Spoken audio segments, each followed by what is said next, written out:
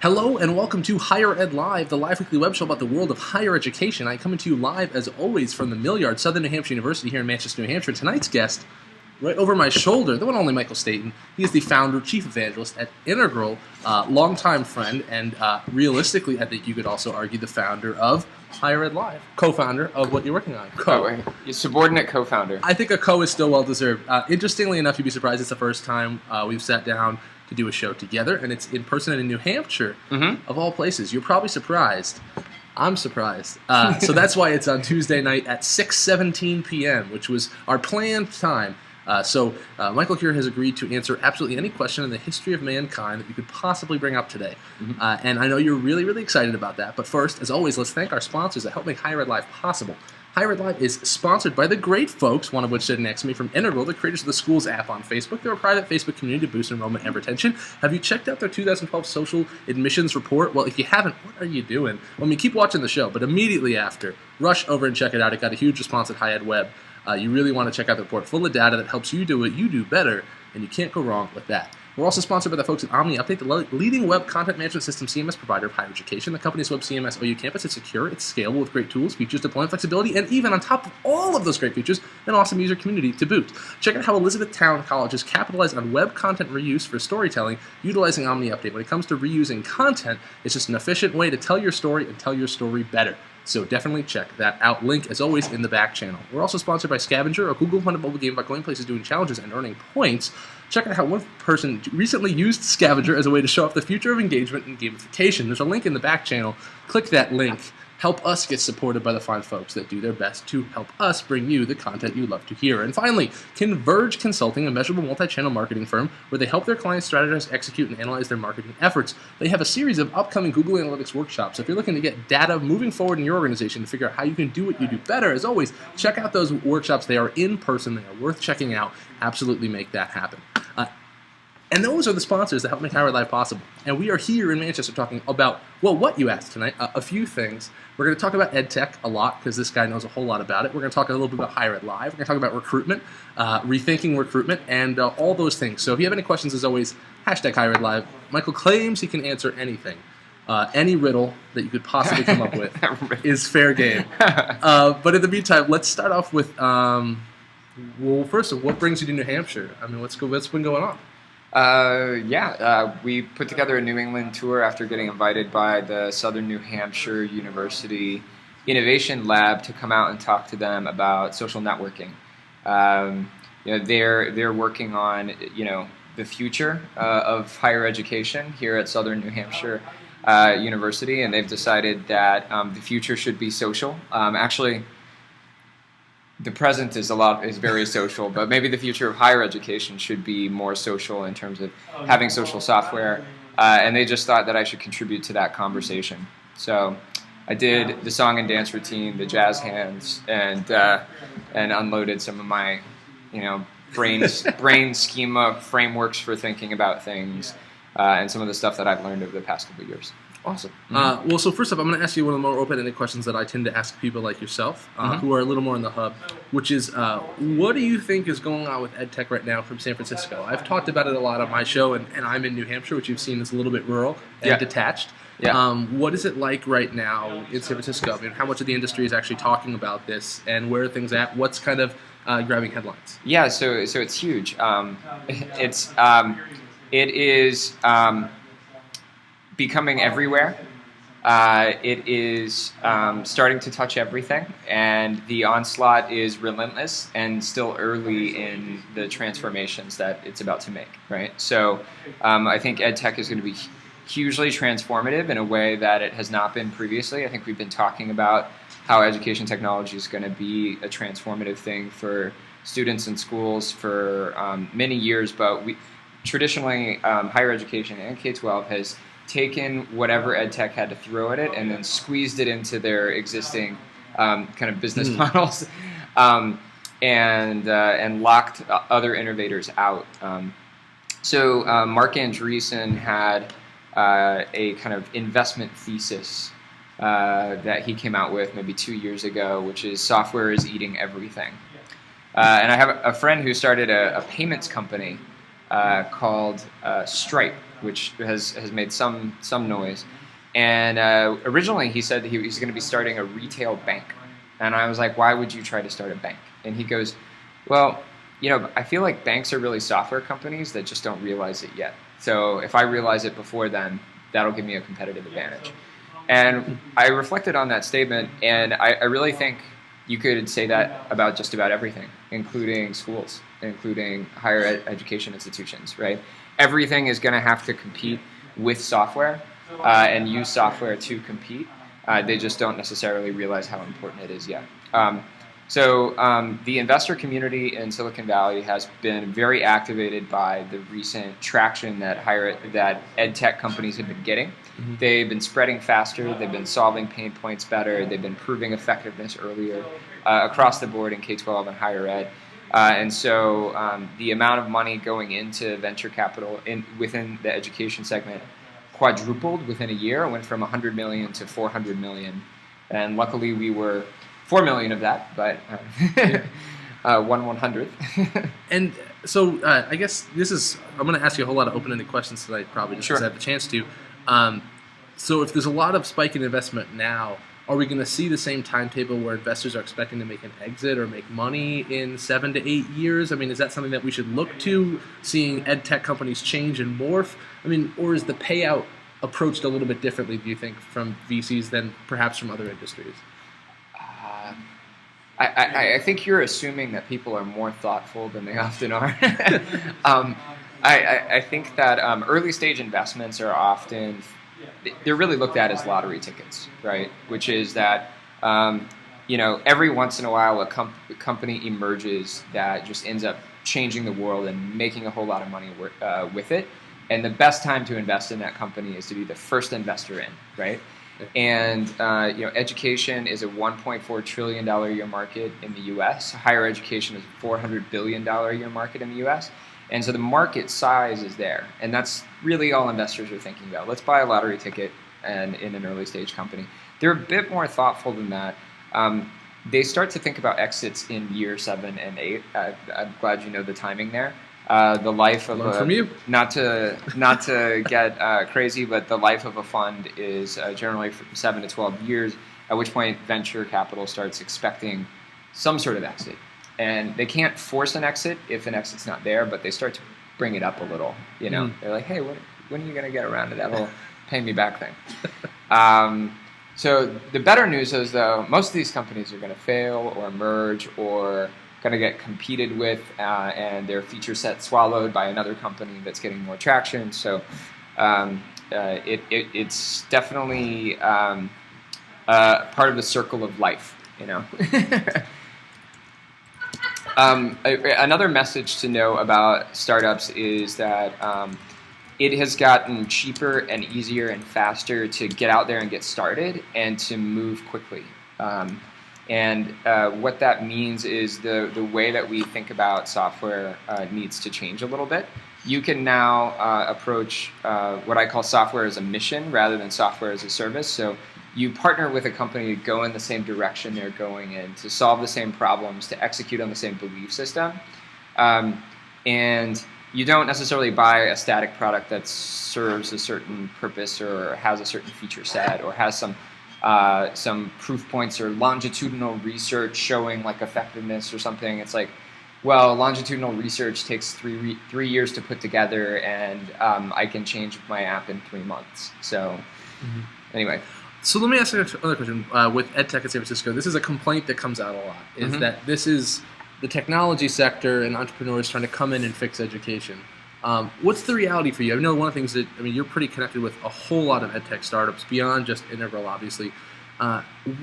Just a general snapshot question of what your experience has been. What's the makeup? Are these people that are outsiders coming in? Are these former educators? Are these people on the inside? Because that's a complaint, at least I hear from traditional folks in higher ed, is that they think Silicon Valley is trying to come in and solve our problems without having us work to do that as well. What's been your experience? So first of all, I would say that most of the people are painfully smart and kind of naively well-intentioned about their approach to education. And I probably would have included myself at least in the naively well-intentioned part of that. Most of them are itch scratchers, which means that they were students and had a particular pain point, and they maybe did some research, they maybe talked to some people, understood the problem from a more complex angle, and are trying to make progress by creating something that they believe that they wanted. And this is something that's actually hard to do in education. It's hard to succeed at, to scratch your own itch, because the system itself is so complex and regulated that that it doesn't necessarily need the same itch scratched as you did, right? So a lot of, for instance, young people try to build a better blackboard because that was their itch that they needed scratched. And even though most administrations would tell you that they wish somebody would build a better blackboard, they're not in a rush to actually help that happen in any way. So anyway, I would say that they're on the board, they're well-intentioned, and they're really, really smart, and they could use the wisdom of people that have actually been doing this a while. So I think it always helps to talk to them and to maybe siphon off some of their energy and their kind of whiteboard approach to the world, and then tell them that what they're doing sucks and that they totally need to reinvent what they're doing and go back to the drawing board and let them go on their merry way. But if they're trying to solve a problem that is really, really important to you, if that's an itch that you want scratched as well, oftentimes they have the time, the resources, and the capability to actually move the needle on that, right? And so if you have an itch that you've been wanting to scratch but you haven't been able to, talk to a startup. They might be able to make a dent there. It'll take 6 months to a year before they produce something of meaningful results, but that's just the process. So hitting on the next kind of big, I guess you'd say fear. I mean, one of it is that we feel, as an industry, I feel like some folks have thought, folks on the outside are trying to come in and solve things. Another fear, I think, is investing time in a startup when you're afraid that it might fail. I've heard this before several times that, what's their track record? And this is especially when it gets into bigger things, like an LMS or things that are integrating into what you do beyond just like marketing, but actually going into solving problems where you're having touch points with the student. What are your thoughts on that? I mean, that's a fear I think that people have is if I invest in this company, it's a startup, they might not be around in 5 years, the same way a traditional company might. So they see risk in that. Do you see risk in that, or do you see opportunity, or how does that balance? So, I see that as opportunity. A lot of times in order to innovate, you need to throw a lot of spaghetti up against the wall before any of it sticks, right? And I think that people in higher education, I think, are used to an environment where innovation and introducing something new is a risk-taking experience. Like you're sticking your neck out, you're using your social capital, and if it doesn't work out, that reflects badly on you, right? But I think that the mantra around startups is more related to, let's fail fast. Let's fail fast and let's learn as much as we can, right? I think that higher ed could learn quite a bit from that attitude of fail fast and learn as much as we can. And I think if we can develop a consensus around the idea that working with startups is part of the process is failing fast and learning, right? And that's an exciting thing to do. We can maybe get a little bit zen about the fact that these startups, some of them may fail, right? But if we don't take a bet on some of them, we're never going to get a better blackboard. We're never going to get our itches scratched if we don't openly have conversations and openly adopt new technology, right? So the thing I would ask the most is like, what is the risk really? I mean, if you bring in a product, you try it out, it's kind of cool, some students use it, and then it goes poof. Like, I mean, did the world end? Like, no, it's not like, Facebook went down, right? Which people actually use every day. It's like, this thing that was a good idea, just didn't turn out to yield fruit. That being said, there are ways to look at startups to see, are these people talented enough to pull this off, right? So the first is, do they actually have insight into your experience as a customer, right? Are they willing to listen? Are they willing to understand what the real problems are, what the real headaches are, and where the real opportunities are? The second one is, do they have, when it comes to the internet and to mobile, do they have the design and engineering talent to move fast and to solve problems? And do they create a beautiful product that people like to use? Right? If the answer is no, don't take a bet on that startup, right? Another thing is, are they close to capital? That way, if they do need to raise money, are they going to be able to, right? And this is something where I hate to be a little Bay Area centric, but like half the world's venture capital is within 10 miles of Palo Alto. So it's just like the way it works is, if you're talking to some folks that have never been out to the Bay Area or who don't know how to access venture capital, it's more of a risk to work with them in terms of them going poof one day. But I actually don't think we should be scared of things going poof one day. I think that we should just grab more. Another theme that's happening within this within the sector is because it's cheaper and easier to try to start something, more and more people are trying to start something. And because people like focused user experiences and products, what's happening is technology is diverging rather than converging. So like there used to be conversations around the convergence of technology around your TV, right? And now there's talk of convergence of technology around your phone, right? Like we'll just have one app and it's going to solve all of our problems in education. And that's just not the case. It's going to be a million different apps, right? And so we're going to have to get some social media and technology zen and say, you know what, if I have to open 100 apps, if that's what it takes, I'm willing to do it. So shifting gears in a little bit, I'm curious. Where do you get your ed tech news? Like, how does someone like you keep up with what's going on, what companies are doing? Because things tend to change pretty fast. Yeah, so I'll give a shout out to one of our VP of product, Nick Punt, actually recently left because his other startup, got funded, which I had something to do with that as well.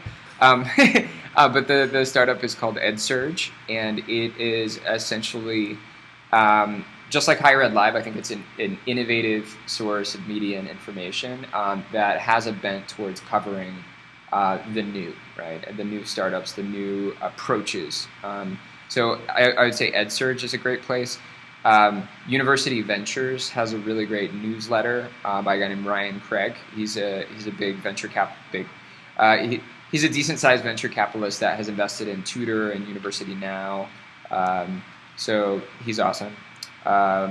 Then that's accessible media. But the way that I get it is people in general come to me. So if somebody wants to start a company in education, especially if it's in higher ed, it won't be too long before we bump into each other. There are also several conferences. There's the ASU Innovation Summit. There's the Ed Growth Advisors Summit. There's the VC in Education Summit. Apparently people like summits. Goldman Sachs also has a good event, which, that sounds sketchy, but, hey, they have a good event. They throw a good party. Yeah. And in these different places, you can meet people. There's a Ed Tech Up, I think, is in Boston. There are similar events in San Francisco, and I have a deep sense of fear of missing out. I have FOMO to the nth degree, and I do not want to miss a cool ed tech startup launch. I do not want to miss meeting with an entrepreneur that comes into town.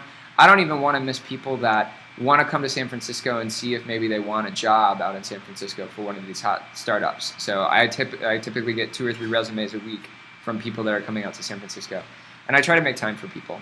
And so I get a lot of my information firsthand, and that's one of the reasons I'm here at Southern New Hampshire is I want to see what you guys are up to firsthand. By the way, you guys totally look like a startup. It's pretty amazing. Yeah, I think people sometimes don't believe me when because we're tucked up in New Hampshire, but right on the river in a mill, and it's a good little setup. Yeah. I've been to a lot of offices in higher ed, and I think that this is the most startup-y looking. Right, of any. That's going to be my new direct quote. SNHU, the most startup-y looking. Startup-y looking. Startup-y looking. Yeah, as a matter of fact, that should be the university tagline. That is. Get your 30-second spot, Yeah. That's the new one. We're going to redo the VO right now. We're startup-y looking. Yeah, SNHU, startup-y looking. I like it. So, I mean, first off, very cool. I always get curious where other people get their news because EdTech is one that I follow up, but I mean, EdSurge has only been around for 8 months or something like that. It's been a huge value to me. I've talked about it a lot of times on the show. So I tend to talk when I talk about EdTech sometimes. I'm a little cynical Like I think Audrey Waters. She comes on before we talk. We kind of. She's appropriately cynical. As yes, well, yeah. she definitely is. She's like one of my favorite people. Yeah. But every time she's on, I can't help it. I love to hate on things that are getting too much coverage. Sure. So it used to be Khan Academy, now it's Coursera. Yep. But it's not about being negative, and it's nothing against either of those organizations, by the way. It's just that sometimes when the mainstream media touches ed tech, it grabs onto one idea and tells one story 10 times rather than 10 great stories. Sure. So my question is actually a little different. It is, what are one or two ed tech companies that you think don't get the media attention they deserve, even if there's more of like one or two that you think just really deserve to get those headlines that we haven't heard of or folks that are watching don't know about? Sure. So I've actually started advising and working with a company called Quizlet. Quizlet is almost never talked about in these same sorts of circles, but they actually have 12 million monthly active users using the site to study effectively. And Quizlet is the first company that I think can reasonably have the internal mantra, we are helping the world learn, because they have users from all over the world learning as much as they can using the Quizlet suite of study tools. So the first is probably Quizlet. Let's see, in higher ed, there's us. Which we'll get to in a second. I want to give honorable mention to Instructure, honorable mention to Campus Labs, but they sold out. Honorable mention to OrgSync. OrgSync's getting pretty big. Yeah, they are getting pretty big. I like the guys over at RoomSync. But that's probably the one everybody on the show's heard about a lot. Yeah. And their reason, which I'm going to toss it to you in a second, talk about Integral next, too, is the reason I'm a big fan of theirs is because they are trying to connect data to actual student goals and completion. And I think once that connects tangibly, social media to student success is going to be huge. Yeah. I think that's the next step, but we're going to talk about that in a second. Yeah. So sorry, continue. But RoomSync is probably the only one I've mentioned on here a few times. I agree. So first of all, I hugely respect the work that's being done at Coursera, and you have to respect the traction out of the gates. I mean, they're a 9-month-old company. It's pretty unreal. They have like 30-something institutional partners, and they have like 1.5 million users now or something ridiculous. That's like that, right? Yeah. So, and I've taken a few courses at Coursera. I think the product's early to be hyped quite that much, but there are a lot of signs that they're going to do great things. But they weren't the first. There were MOOCs before there were MOOCs, right? Oh, yeah. The idea of working online for free. What about Lynda? They have 70 million registered users. They're making $1 gajillion a year. They make learning as easy as paying a $30 a month subscription, and you can learn anything you want about a bunch of stuff that is extremely valuable. So Lynda's another example of a company I'd say that we don't talk about enough. I mean, we talk about them if we're a photographer or a graphic designer, but we don't talk about it as this cool, innovative ed tech company. It's just this place where we go watch videos. But like that is what it is. They created the MOOC, right? Yeah. So anyway. So here's my next question. Though we talk about ed tech a lot, and a lot of it comes in where does it fit into higher education. Some folks you said are coming at where the itch is. Yeah. And one of the things that's really interesting, I do see kind of a second wave of where it's not just a cool solution to a problem, but we're helping you do what you do better. So I want to shift a little bit to hear about what's been going on at Inigral. And to start out, I mean, folks are familiar. You should be. I talk about it every week. But give me a 30-second snapshot of what Inigral was when you launched. Yeah. And then jump to today, because I have to imagine that, I mean, you guys were out the gates, and let me check my history here. It wasn't 07. It was 07. It was, yeah. Okay. I know, I'm an old boy now. Okay, so 07, which in the ed tech world is, I mean, you're like, you're getting up there. People call me Pappy for a reason. I guess they do. So, that said, man, what was up with Integral when they started? Where have you been? Where have you gone? And where are things going? Yeah, so, people ask me about the name a lot. The name never really played out the way I thought the name would play out. Originally, we wanted to be an enterprise technology vendor, like a next-generation enterprise technology vendor in higher education. We wanted to sell to CTOs, right? Because we were going to introduce a life cycle engagement platform that engaged students from the first moment of recruitment all the way through to like alumni, and it was going to be awesome, and it was going to integrate. It was going to integrate to all sorts of technology, and it was going to be hugely important, maybe in fact integral to the school's success. And that was kind of the original idea. That being said, one of the things that we found out is that there's nobody to make a decision to adopt a lifecycle engagement platform. And all of our early clients who took a bet on us going poof and disappearing one day started using us in admissions rather than for current students. And we had been moderately successful with current students. We had a couple different approaches around student activities, academics, etc. Anyway, we started focusing on admissions, and we hit on something that we call social enrollment management, which is the idea that we use Facebook group style communication to successfully onboard students and acculturate them and assimilate them in ways that increase the probability that they succeed and graduate. And so the Gates Foundation calls this early momentum. Some community colleges have banded together and calling it starting smart. But the idea is we work with students in the admissions process, increasingly early in the admissions process, to move the needle on getting them excited and orientated to go to school in ways that really complement their first year experience. So that's what we do. We're like a social platform for early momentum. Yeah. Very cool. What do you guys? How do you see that changing in the next 2 years? I mean, how fast are things moving with the product and where it goes? Things are really moving. We grew over the past year and a half, 2 years, from 15 clients to 110. So we've had a lot of growth. We also got an additional investment from the Gates Foundation and our other investors, and we have scaled the business. There are now 32 employees, so we're not likely to go poof at any point. But we've built a really great engineering team, a really great design team, and we're moving very quickly to introduce something that we call predictive scoring, which is the idea that we can use all this cool social data. Right now it's data about participation within the app, but eventually it could be Facebook API, Open Graph data. It could be participation in other social media channels, right? And we can start to create data that makes sense within the enrollment funnel and makes sense to people doing admissions marketing, outreach, events, things along those lines that are designed for students that are considering going to a school. The next thing we're going to be working on is earlier stage recruitment, really into the kind of prospecting side of things. So the way that universities do marketing, you know this, is they buy lists, right? Or they get students that inquire through the website, and then they have a phone conversation, or they send them a brochure, or now they're going to be able to download an app. Go download our app, go add our app on Facebook, and engage with staff, with current students in interactive, awesome ways that will help you make a really great decision about whether or not the school is a fit for you.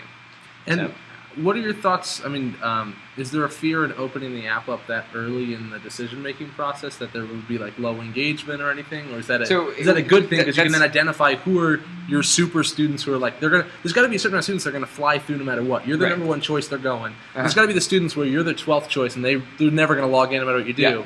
I mean, that would help. So that's part of what social media engagement can be, is a barometer as to how enthusiastic a student is to go to your school.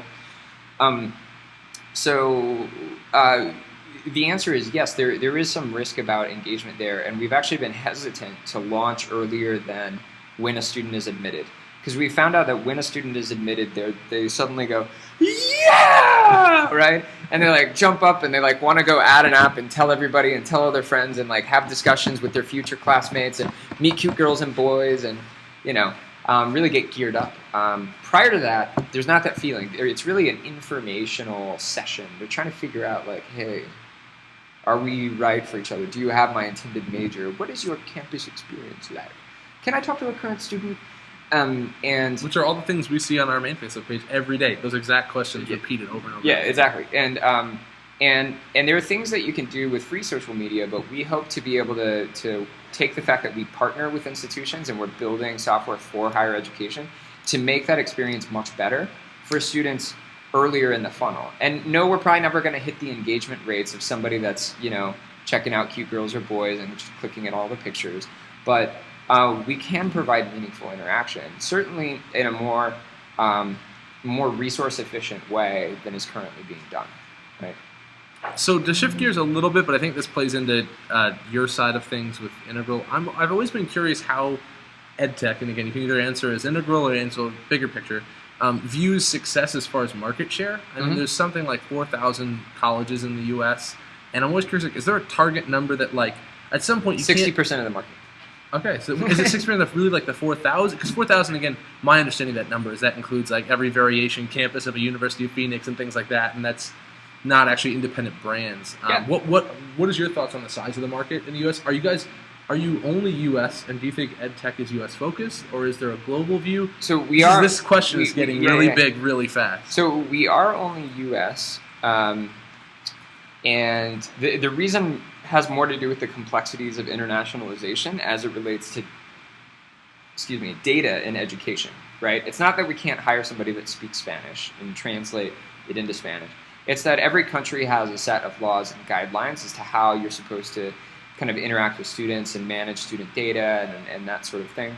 And that's a pain, right? And in addition, you have to choose your focus. U.S. still has, by a long shot, the largest higher education market in the world. I mean, by leaps and bounds, So, I think the closest one is the UK, and they have 170 institutions, and we have 4,000. Yeah. So that's yeah. So the US is definitely where you want to kind of have market share. And just so you know how institutional providers think, the technology adoption curve and laws of physics around how markets work say that if you're one of the standard non-dominant players, you generally own around 10% of the market, right? If you are a market category unto yourself and you are the dominant player, you will end up with between 60 and 80% of the market, right? Which is what we've seen with Blackboard, right? And so these are just rules of thumb, and they're actually true across markets. And it's just how people in innovation and market creation think. Is your first benchmark is 10%. Well, your first benchmark is actually not dying, right? And then after that, your second benchmark is 10% of the market, and then your second benchmark would be 40% of the market because you're on the way to being a dominant player, and then you have to kind of fight tooth and nail to become the dominant player and really own 60 to 80% of the market. a very interesting question, and I am going to follow up with one more. If you want to know more about that, read a book called Inside the Tornado. Inside the Tornado. Really great book. So I know Blair just posted a question. Blair, just rephrase the question. Be careful. Make sure I understand what you're asking. He said, "Are these talks at the university or sub-college level?" But I don't know if that means too. Is I think EdTech. I'm going to ask my own question, which is off of that, and Blair can clarify if I'm missing it. But when you talk about EdTech, this is a good question. Is there a distinction between K through 12 and post-secondary in the market? And are there players that play across that? The only thing I know of is larger publishing kind of companies that are buying up across that. Yeah. But I mean, what is the gap like K through 12 versus post-secondary? Where do people think the money is? Where's the investment? Where's the most innovation coming from? Sure. Another big question. Yeah, and then we'll try to clarify the question there. So there's a huge gap, and it mainly has to do with the regulatory environment and adoption tendencies of each group, right?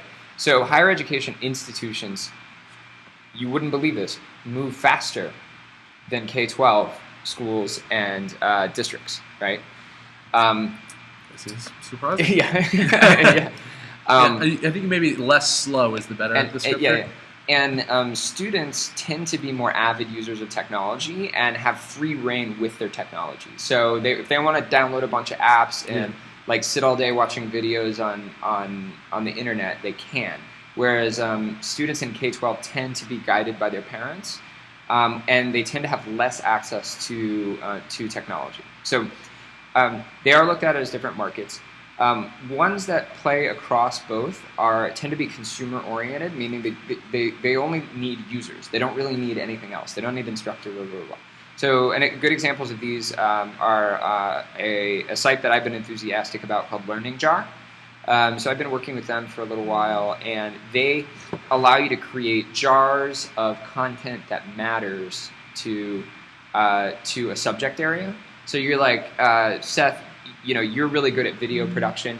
You could just go create a jar on video production, dump in all the cool content that you've seen around the internet, and then that's like your jar, right? And if I want to go learn about video production, I can go to Seth's video production jar, go through all the cool content, like make some cool comments, share, yada, yada, yada, right? So it's really more about like exploratory learning, at least at this point. There's no credit, there's no assessment, there's no, but so those types of tools tend to play well across K-12 and higher ed.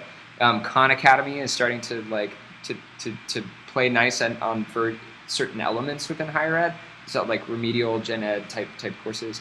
But they're these agnostic, user-centered platforms that tend to do well across both. The investment market tends to be interested in higher ed, though there are two venture capital firms, both of which I work with to some degree. One's called Learn Capital, the other is called New Schools Venture Fund, that are focused on K-12 only. Well, Learn Capital is not focused on K-12 only, but most of their investments to date have been in kind of the K-12 area, right?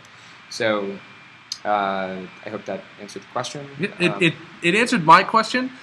We have another one coming in, a clarification, which is a totally different question, but a great one, which is the person tweeting in says he works for a college. Should they be talking about these tools, I think both Integral and in general, on their own or with the university? Which is better for students at admissions? And this is a great question. Like at UCLA, I worked for a graduate school. Yeah. And so many times things are decentralized. How do you see EdTech playing into higher ed? For large institutions, can players get in and work with one school as opposed to the whole university? Or are these things better top-down? And it goes even farther with, I think, an entire university system. Like, where is the best place to enter? So it depends. I mean, so Integral has historically been good when they work with the entire brand. So the student believes that they are going to an entire brand, right? They see the school as an entire brand, and so they tend to want to add products that are related to the entire brand. That being said, adoption is actually easier at the college or the departmental level, right? Of certain tools, right? And so and unfortunately, we are just not very useful at that level. But there are other technologies that are. And there are a lot of, again, consumer-first oriented approaches to these things. So, for instance, what is Pooja's company? Piazza. So Piazza is an example where they've really created discussion boards that are almost geared to work for the sciences, mathematics, much better than a Blackboard discussion board for those particular subject areas, and they would argue for any subject area. So Piazza is something where at the college level or at the departmental level, you could just have a conversation with your professors and say, hey, try out this thing, right? Mm-hmm. And they could go for it. Or Learning Jar or Mentor Mob or Quizlet, right? You want your students to use Quizlet, why not just send out something saying, hey, found a cool study site, if you guys want to use it, right? So I don't know. I would say that if you want to break the mold of an idea that you're really risking your neck by adopting technology, adopt so much that nobody has anything, nobody can criticize anyone's failure, right? Like if you're pushing one app a week, nobody's going to be all that upset if you're not using 50 of them by next year. But if you're using 2 of them, good stuff. I think your point too, that's really so that you can totally bring it up on a certain level. Like some stuff is instructor to instructor. There's different entry points for different things, and some points puts the power in the student's hands to ask for things, and some stuff they don't even need permission to use. There's some tools that are out there that they can use on their own. Like it's gone now, but was it one school? Yeah, that was the big mobile. Like students don't use permission, and then it went away, and that happened. I was pretty close to that too. That I won't even ask because I did hear through the grapevine it was the whole thing. So I want to move on to another big question. Which is one I just tweeted out about that people don't know a lot of, which is talking about the world of EdTech and EdTech news. A little bit down the EdTech news ladder is Higher Ed Live, a program you're watching Higher now. Ed Live, yeah. We are still kind of small and agile, but I'm proud to say we're doing a lot more, obviously, in the multimedia space than the Chronicle, Inside Higher Ed, or any of those folks have ever ventured to do. Mm-hmm. And you're definitely the only webisode-driven professional development, people empowerment, media engine in higher ed. So. And it's exciting to be that. It's been we're just turned 2 last month. I've personally hosted 100 episodes. We now have admissions live every week. We have student affairs live every week now with Ed Cabellin, kind of in its second iteration. We're discussing expanding more content, some other big announcements coming in the next few months. It's been a really, really great run creating this, and I think that a lot of people don't know the story of how it came about, and quite the role that you specifically and Inigral played in that. Folks see you guys sponsored every week, but a lot more has gone on. So I think it is only fair to share that story a little bit. Sure. So I don't know if you want to take the lead or Crush. Okay, so I will share the story a little bit of how about my side of how Higher Ed Live started, and then we can expand a little bit on what happened. Basically, I was blogging a lot on an old blog I used to have, asmediachanges.com. It's still up, I think. And I putting up a lot of blog posts and was doing more video posts, which no one was doing. And then somebody had mentioned at some point and planted a seed in my brain about possibly doing something more like hosting a show.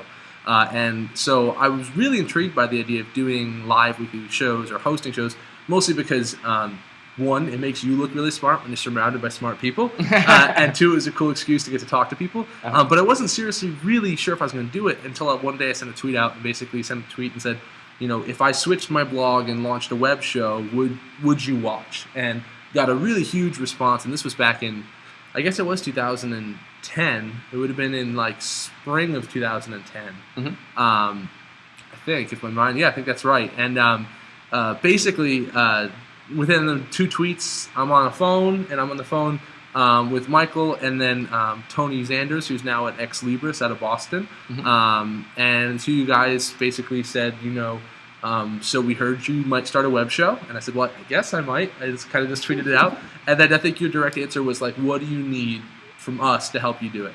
And it was a really open-ended, awesome offer. And you guys basically co-founded this with me. We had a lot of conversations. We talked about things. The site that you're watching this on right now was coded by Inigral, hosted by Inigral. It was a sponsorship at the most marital level, you could say. Marital, yeah. We were definitely... Or nuptials. There was nuptials, and that was my side of things. So first off, I want to say publicly, thank you immensely for the investment and time, thought leadership and everything else, and kind of co-founding this with me. I didn't know where it would go, 2 years later, and it's been a pretty cool run, and I don't think people really know the backstory. So first, thank you, and secondly, what were you thinking on your side of things, being that loud kid down in California, let's get him on camera. So one of my peccadillos is that I have these kind of bins of ideas in my head that are just, I want to see exist, right? And if I meet somebody that's trying to make that exist, I will do everything that I can to support them and to try to make that happen. And the reason I had this particular seed kind of in my brain as well about kind of channel-based communications is at Inigral, our original concept, again, was a lifecycle engagement platform. So we needed a way to communicate with and get the attention of all the little silos that are in higher ed, right? We need the admissions department and the student affairs department, and alumni affairs and teaching and learning to all be engaged in the same community, right? And we tried to do that with our blog, and it wasn't really taking off. I mean, we were writing interesting content, and it helped to validate people that were looking at partnering with us, but it didn't ever create its own community or its own audience. And I thought the main reason was that we were a technology vendor, and who wants to trust information from a technology vendor, right? And so you came and said, hey, I want to create Higher Ed Live, and I was like, well, that sounds like it could engage all of the different silos, and we could And I also found, I think Inside Higher Ed is doing a really good job. I think the Chronicle, it still has a lot of integrity, but I didn't see anybody pushing the new media button. And I didn't see anybody trying to own the conversation around social, mobile, new, emerging. What do we do? How do we deal with it? How do we adopt it? What should we love? What should we be skeptical of? And I kind of had an agenda, Seth, and you were my agenda. I know. That's why my arms are moving up and down the strings. Well, I mean, I didn't have a particular message that I wanted to say to the world, other than how do we get more people thinking about this, right? Because in 2007, our biggest barrier was people were like, social what? And they were like, well, but my little brother has a Facebook profile, but I'm still avoiding it, right? That was in 2007. Facebook had, I think it was 70 million users then, and That's they crazy. just passed 1 billion daily active users. Like, they've grown faster than I thought they ever would. But anyway, yeah. So Higher Ed Live was really an idea that I thought showed promise to engage the emerging generation of leaders in higher education. Hopefully get the smart ones and maybe even the naively well-intended and ambitious ones, and give them a place to really connect with the ideas about what the future is going to be like. So, and for that, I loved where we came from and started too, because so many of the topics we talked about weren't being discussed. Again, like I do have lots of love for Inside Higher Ed and the Chronicle. And one of the challenges though with especially emerging technologies, I feel like they would cover something once and then they'd be like, well, we've covered it. And now, well, like who's having the conversation that's kind of in the trenches, that's talking really in detail about what we're dealing with. Let's go in depth. And like understandably, they can't because they have an audience to reach. And we're like, well, what if we just took the one person from each university that's interested in that and got them in one conversation? And the cool thing with this format has been, I think, that it's just like going to a conference and hearing a talk. Yep. Except you get to constantly interrupt the speaker and ask them all the questions you want to ask. At least for me, I hear somebody talking, I'm like, well, what about this? And what about that? And I mean, my brain doesn't stop. And it creates a better archive, I mean, totally. Definitely, there needs to be more information on demand about this kind of stuff. Yeah, and it's been cool. So again, I want to publicly thank you for your support. And Integral's been a huge supporter all along, so it's been amazing. You've done a great job in growing the brand and growing the community and growing the different channels. And even though I definitely was there at the beginning and got to give you a good pat on the back, other than that, I mean, you've really grown this brand and this company and organization and network of people. And all I've done is like have a few beers at High Ed Web. So this is my first real work, other than. Other than incorporation and check writing. Yeah, right? well, I think a little bit more, but... wait, I guess we did build the website. Yeah. That's right. And you did, and we made the logo. And so provided like guidance and suggestions. There was a lot of... There was thought involved. Yeah. There was a couple of beers too, of course. Yeah. Well, listen, that shifts probably to my last area of conversation for tonight, which is just, you're in the edtech space, clearly. You guys have been around for a long time. I mean, you guys were on Facebook when I'm sure people were like, what? When you tried to pitch them, and now everybody else has come to the party. And that's a good thing. It's good to have more people trying to help us solve our problems and do what we do better and do things differently. What are the big picture things that you're watching over the course of the next year or two play out? Like, I mean, again, I would say the news media is drooling over Coursera, but in your head, what are the things that you're most excited about watching play out? Yep. So the big theme that seems to be the national conversation, and I've gotten involved in kind of some conversations in DC, so maybe my vision is blurred a little, right? But there is a conversation around how do we increase quality and lower costs. And that conversation doesn't have enough meat on the bones, right? It's literally, right now it's a rhetorical question, right? Or it's a political promise. I'm going to increase quality and decrease costs, and then like nobody knows how to actually do that, right? But the market is echoing this conversation, and I think parents and students are echoing this conversation. The media is echoing this conversation big time, right? And I think higher ed is going to have to respond with something thoughtful and put some meat on the bones about what that vision is going to look like. And I put my own hat into the ring about that vision. The education sector, which is a think tank in DC, New America Foundation, also a think tank, and American Enterprise Institute have a discussion group, and I've been involved in this discussion group, and they're producing a book called Stretching the Higher Education Dollar, which is about this central question. And they asked your president and me why they would lump those two people in one theme to talk about the theory of unbundling, right? And you know how I said earlier, technology tends to be divergent rather than convergent, right? We want to open an app that does one thing and does it really well, and if we want to do another thing, we'll open another app and go to do that really well, right? And so that's the idea that technology tends to allow for what are called unbundled services, right? And so, if you think about a newspaper, it did local, regional, national, international, classifieds, opinion, lifestyle, all this stuff in one bundle, right? And that's because there wasn't free information running around everywhere. And so what's happened to the newspaper industry is they've been unbundled, right? And the newspaper industry was like not thoughtful about getting unbundled for the most part. And education runs the risk of getting unbundled as well, right? Because in theory, everybody has access to all this information. They tend to go after isolated user experiences. So anyway, what I would say is that in order to manage this unbundling, I think higher education is going to need to think, what is best kept within the bundle that we currently offer, in person, brick and mortar, or online as a degree program, as a bundle, and what is something that we can let go of that we've traditionally provided but is now going to be freely accessible in the open market, right?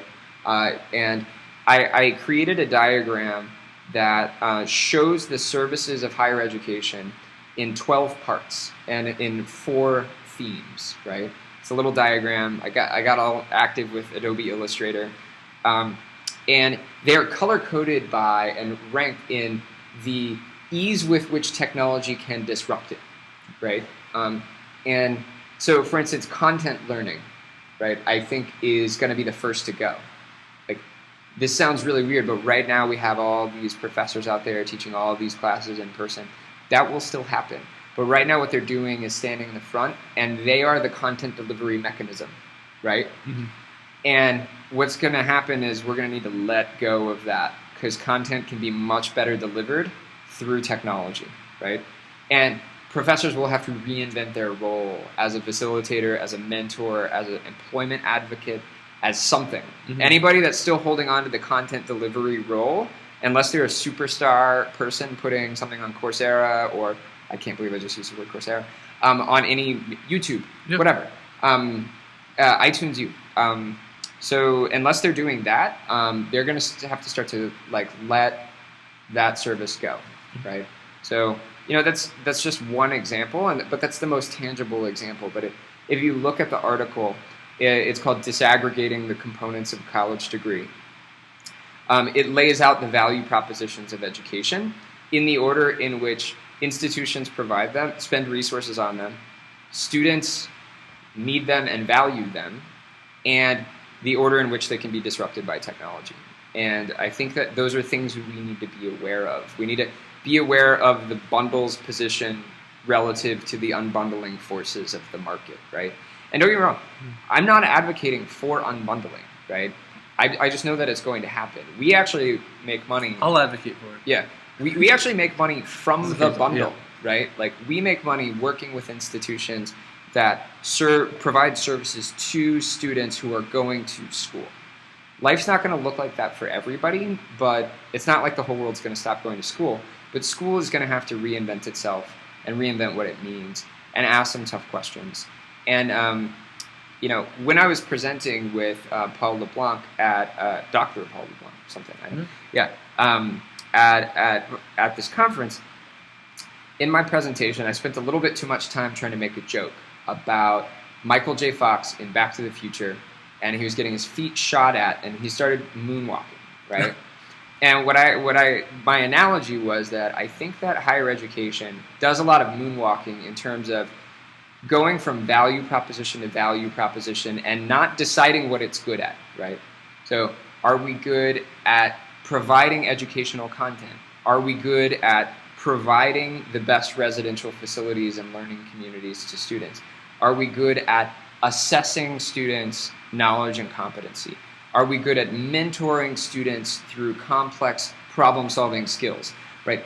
We tend to say that we're good at all of it, right? And if you try to point out that you're not that good at something, if I was to be like, Seth, the college you went to just wasn't that good at assessing mastery of complex skills, you'd be like, yeah, but it was really good at serving me food at the cafeteria, right? Like, you would moonwalk to another value proposition. And so my kind of message to the world is, let's stop moonwalking. Let's have tough conversations about what we want to be good at and what we have a competitive advantage of being good at. And let's let other service providers come in and take the rest. See if we can use that to reduce cost and increase quality. And the only thing I'll add to that is increase quality, decrease cost, and increase access. And that's the one that excites me the most right now. Increasing access. It's our president says it all the time, but not every college is right for everyone, but everyone is right for college. I believe outside of love, the single most transformative tool that someone can have in their lives is education. So I do think that's one of the things that excites me, that there are a lot of companies out there that are finding ways to make it accessible. And there's great open conversations about, do MOOCs make it accessible, or are they educating those who are already educated? And those are all great conversations, but at least we're having them, and it's a really exciting time. That's why I like the unbundling, because I think it increases access. But however it plays out, I think, it's got to be a pretty exciting time. You've been through this 5 years now? Yeah, 5 years. This has got to be and before that, I was teaching high school. So this is an exciting time, I think, to be in the industry. It is a very, very exciting time. But we've got to keep our eyes open, and we've got to become like habitual early adopters of technology. If we throw it out, that's fine. Move on to the next. And I'll just add, as we see the industry changing, if we are not fast, our competitors will be. And I think the landscape is going to change. And, that's true. If you're a Harvard sitting on an endowment for the rest of your existence, you're fine, don't worry. But you're an island, and there are not many people on it.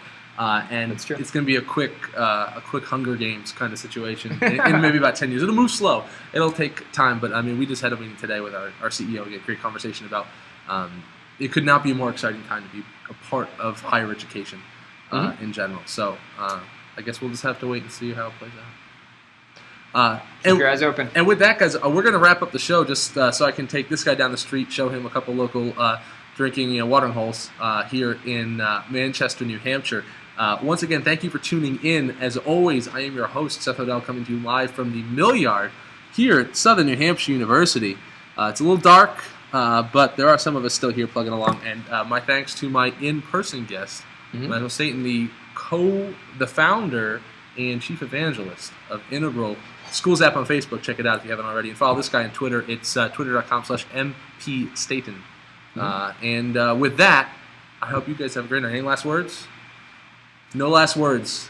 Have a great night, guys. As always, this episode and every episode we have ever done available on archive at higheredlive.com. Have a great time. I'll see you next week with all new shows. Check Higher Ed Live. We'll have the calendar updated this week with some great content coming up for this month. Take care.